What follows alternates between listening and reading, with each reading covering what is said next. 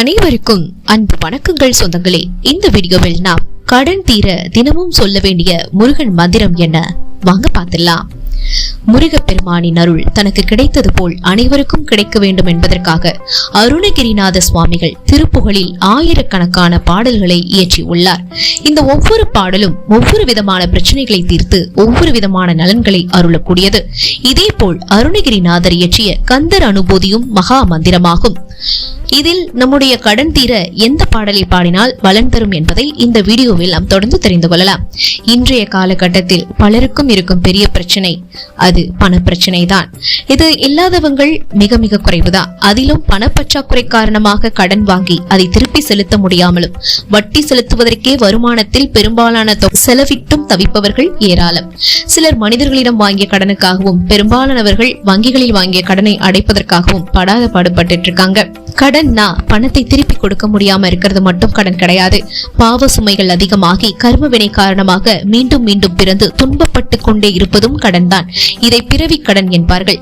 பணத்திற்காக பட்ட கடன் மட்டுமின்றி பிறவி கடனில் இருந்து விடுபட்டு முக்தி என்னும் பெரும் பேச்சை பெறுவதற்கும் இறைவனின் அருள் நமக்கு வேண்டும்.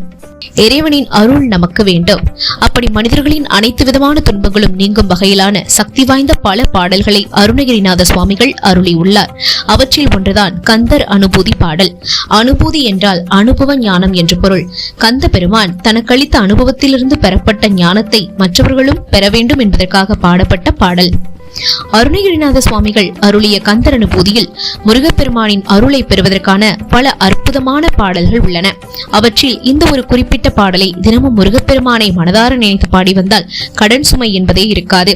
அதிகாலை பிரம்ம முகூர்த்த வேளையில் எழுந்து குளித்துவிட்டு முருகப்பெருமான் முன்பு ஒரு விளக்கு ஏற்றி வைத்து மூன்றையறையில் அமர்ந்து இந்த பாடலை படித்தால் எவ்வளவு அதிகமான கடன் சுமையால் நீங்கள் பாதிக்கப்பட்டு இருந்தாலும் அதிலிருந்து வெளிவரலாம். ஒருவேளை பிரம்ம முகூர்த்த நேரத்தில் எழுந்து இந்த பாடலை படிப்பதில் உங்களுக்கு சிரமம் இருந்தால் எப்போது நேரம் கிடைக்கிறதோ அப்போது இந்த பாடலை படித்து கந்தா கடம்பா கதிர்வேலா என்று மனதார பிரார்த்தனை செய்யுங்கள்.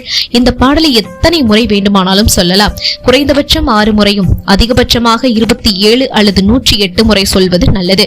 அப்படி சொல்லி வந்தால் நிச்சயம் கடன் சுமையை முருகப்பெருமான் கரைத்து விடுவார். கடன் தீர்க்கும் கந்தர் அனுபூதி பாடல். வடிவும் தனமும் மனமும் குணமும் குடியும் குளமும் குடி போகியவா அடியந்தம் இலா அயில்வேல் அரசே மிடியென்று ஒரு பாவி வெளிப்படினே. மீண்டும் அந்த பாடலை சொல்றேன். வடிவும் தனமும் மனமும் குணமும் குடியும் குளமும் குடி போகியவா அடியந்தமிலா அயில்வேல் அரசே மிடியென்று ஒரு பாவி வெளிப்படினே.